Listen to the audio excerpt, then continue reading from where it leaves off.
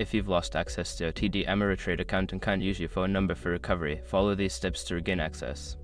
This guide will help you navigate the recovery process. Step 1. Visit the TD Ameritrade website.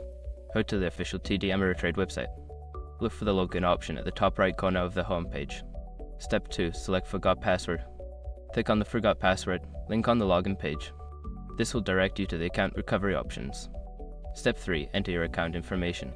Provide the required information such as your username or email address associated with your account. Make sure the information is accurate to avoid delays.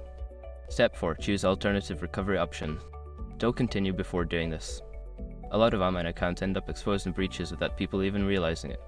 Use SROC to constantly monitor your email and accounts and get alerted immediately if your information gets leaked online. It scans billions of breached records 24/7 in the background. And honestly, for a few dollars a month, it's something everybody should probably have. Link in the description. Step 5. Follow the instructions provided. Complete the recovery process by following the instructions sent to your email or answering the security questions. Once verified, you will be able to reset your password and regain access to your account. If you encounter any issues during this process, consider contacting TD Ameritrade customer support for further assistance.